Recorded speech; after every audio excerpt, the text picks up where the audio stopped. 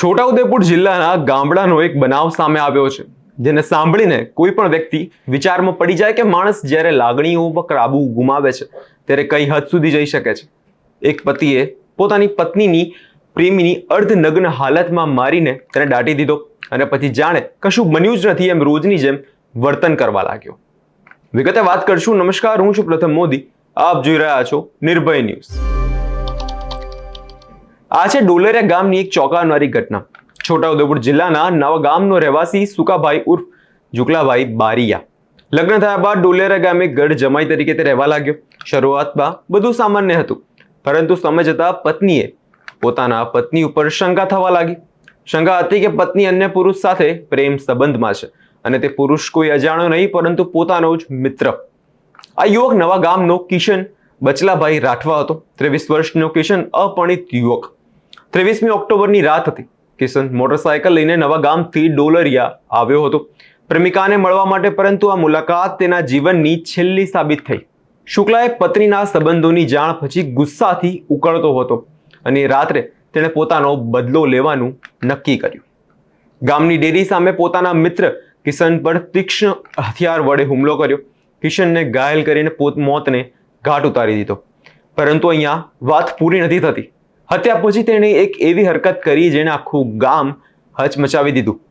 હત્યા પછી શુક્લાએ કિશનની લાશને ચાદરમાં લપેટી લોહી નીતરતી લાશને 100 મીટર સુધી ઘસીડી લઈ ગયો। પોતાના ઘરના વાડા ઉપર ઉકળાટમાં અર્ધનગ્ન હાલતમાં કિશનને દાટી દીધો। સમય હતો રાતના 2 વાગ્યાથી સવારના 7 વાગ્યા સુધીનો। આખી રાત એક ખૂની રાત રમતમાં રમી। સવારે જાણે કશું બન્યું જ નથી એમ તે રીતે ઘરના સભ્યો સામે સામાન્ય વર્તન કરવા લાગ્યો, પણ પોતાનો ગુનો તે ક્યારેય છૂપતો નથી। બીજા દિવસે સવારમાં ગામના લોકો ડેરી પાસે એક મોટરસાયકલ, ચપ્પલ અને એટીએમ કાર્ડ પડેલા મળ્યા। ગામમાં ચર્ચા ફેલાઈ કે આ તો નવા ગામના કિશનની વસ્તુઓ છે। તેને સગાભાઈ નવા ગામથી ડોલરિયા આવ્યા। શોધખોળ કરતા લોહીના ખાબોચિયા દેખાયા। ઢસડી લઈ જયેલા લોહીના નિશાન મળ્યા। નજર કરીએ પોલીસની તપાસના દ્રશ્યો પર।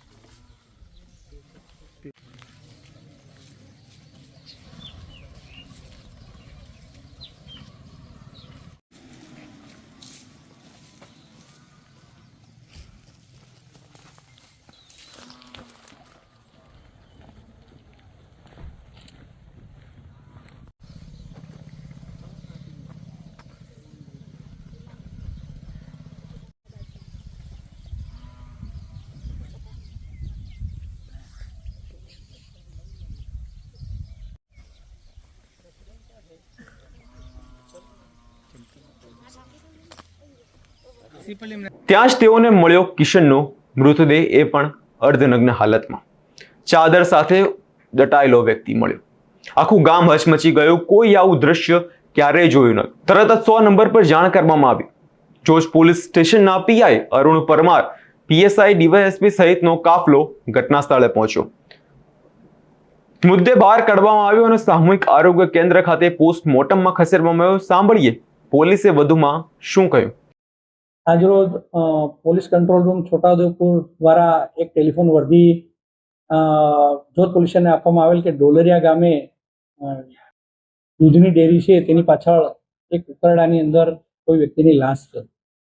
તાત્કાલિક પોલીસ ઘટના સ્થળે પહોંચી ચેક કરતા એ ઉકરડામાં લાશ દાટેલી હોવાનું જણાઈ આવતા એક્ઝિક્યુટિવ મેજિસ્ટ્રેટને તથા સરકારી પંચોને બોલાવી લાશને કાઢવાની પ્રક્રિયા કરવામાં આવી।